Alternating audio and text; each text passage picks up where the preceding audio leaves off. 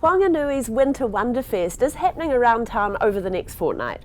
It's the little sister event to the month-long La Fiesta Summer Festival, also organised by the Women's Network.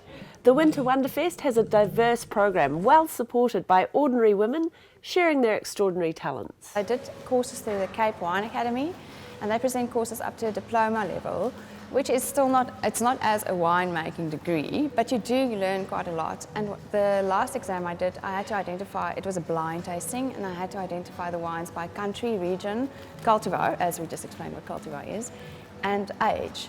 And by applying the theory to a lot of practical tasting, practice, you are able to identify the wines in that order. And I passed that exam, so I'm really proud of that. The festival is all about women getting together and having a great time. Many volunteers braving the spotlight for the cause, and for Carla.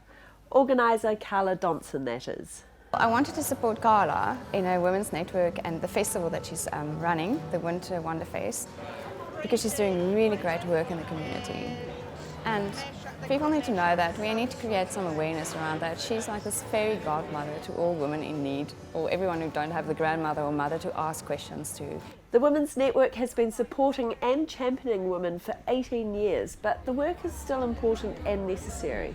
In New Zealand and Australia, anywhere from 70 to 80% of the frontline essential workers that were working during COVID lockdowns were women. Pay equity for women is still some way off, and there's overwhelming evidence the most likely people to lose their jobs in a pandemic are women. There's been some really interesting research studies done around the world around what happened at home during lockdown periods in COVID-19, and what we've seen is a reverting to those traditional gender roles where women predominantly have taken the role of being the carer in the home.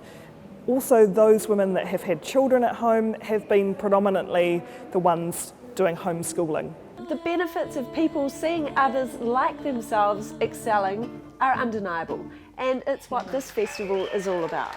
They're all about showcasing those local success stories. And the more we talk about experiences that are successful and vibrant and dynamic, the more we want more of that. There are so many interesting women in our community, and in this particular Winter Wonder Fest we've got a few women from diverse communities being able to share things that are important to them from a cultural as well as personal perspective. The Winter Wonder Fest started almost a decade ago after Donson noticed people's winter patterns. I noticed that there are some women that I only ever see from a support perspective during the winter months. And we can put that down to seasonal affective disorder. You know, a lot of people feel completely okay during the rest of the year, but the winter time comes, we get the darker days, serotonin levels drop, and sometimes during those winter times they feel a little bit more socially disconnected. So the Winter Wonder Fest really started as a way to be able to lure people out of their homes and out of their hibernation, but also give them the opportunity to connect in with other women. I feel my job is done when they walk away and they manage to sniff something more than wine. They manage to smell something, like any of these little things here. And then I'm happy, and when they go into a shop the next time, they are comfortable to try something new. Or when they go to a wine farm, they feel a bit more comfortable. Or if they do find themselves in a formal tasting, because I teach how to spit too, and then they are able to do that. The Winter Wonder Fest runs until the end of July and kicks off this Saturday with Anything Goes second-hand sale at the Ladies' Rest, 75 St Hill Street. Georgie Ormond, Local Focus.